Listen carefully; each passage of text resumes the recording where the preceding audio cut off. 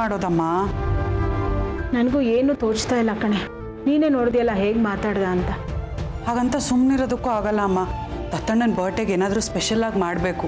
ಸದ್ಯದಲ್ಲಂತೂ ನಾವು ಯಾರ ಬರ್ಡೇನೂ ಆ ಥರ ಸೆಲೆಬ್ರೇಟ್ ಮಾಡಿಲ್ಲ. ಇದು ಮಾಡಿದ್ರೆ ಮನೇಲಿ ಎಲ್ಲರೂ ಖುಷಿಯಾಗಿರ್ತಾರೆ, ವಾತಾವರಣನೂ ತಿಳಿಯಾಗತ್ತೆ. ನೀನು ಹೇಳೋದು ಸರಿ ಇದೆ ಕಣೆ. ಆದರೆ ನಾವು ಹುಟ್ಟಿದಬ್ಬನ ಆಚರಿಸ್ತೀವಿ ಅಂದರೆ ಅಕ್ಕಿ ಭಾಗವಹಿಸಲ್ಲ ಅಂತ ಹೇಳ್ತಿದ್ದಾನೆ. ಆದರೂ ಅಮ್ಮ, ಅಣ್ಣ ತಮ್ಮಂದ್ರಿಬ್ಬರ ಮನಸ್ಸು ತಿಳಿಯಾಗೋ ಹಾಗೆ ದತ್ತಣ್ಣನ ಬರ್ಡೇಗೆ ಏನಾದರೂ ಪ್ಲ್ಯಾನ್ ಮಾಡಲೇಬೇಕು ನಾವು.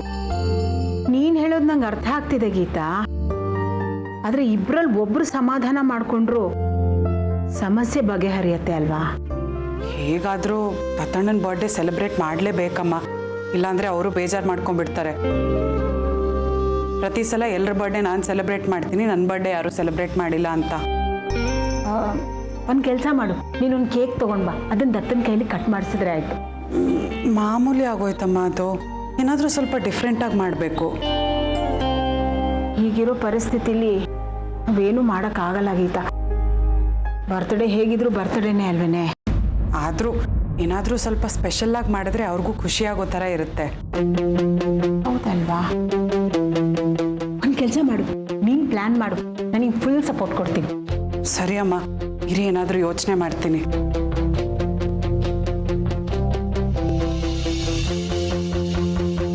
ಅಮ್ಮ, ಮನೆನೆಲ್ಲ ಡೆಕೋರೇಟ್ ಮಾಡೋಣ. ಮಧ್ಯರಾತ್ರಿ ದತ್ತಣ್ಣನ ಎಬ್ಸಿ ಅವ್ರಿಗೆ ಸರ್ಪ್ರೈಸ್ ಕೊಡೋಣ. ಅವಾಗ ಕೇಕ್ ಕಟ್ ಮಾಡಿಸೋಣ. ಹೆಂಗಿರುತ್ತೆ? ಹಾಗೂ ಮಾಡಬಹುದು. ಬೇಡ,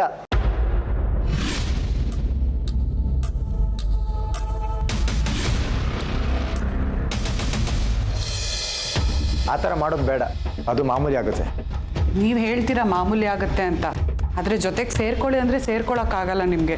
ನಾನು ಅಮ್ಮ ಸೇರ್ಕೊಂಡು ಇನ್ನೇನು ಮಾಡೋಕ್ಕಾಗತ್ತೆ? ನಾನು ಬರಲ್ಲ ಅಂತ ಹೇಳಿದೆ ನಿಜ. ಆದರೆ ನೀವಿಬ್ಬರು ಸೇರಿಕೊಂಡು ಏನೋ ಮಾಡ್ತಾ ಇದ್ದೀರಾ. ನಾನು ಸುಮ್ಮನೆ ಇರೋಕ್ಕಾಗುತ್ತಾ? ಏನೋ ನೀನು ನಮ್ಮ ಜೊತೆ ಸೇರ್ಕೋತೀನೋ? ಹೌದಮ್ಮ, ಬಾಯಿ ಮಾತಲ್ಲಿ ಹೇಳ್ಬೋದು ಬರಲ್ಲ ಅಂತ, ಆದರೆ ಮನ್ಸು ಕೇಳಬೇಕಲ್ಲ.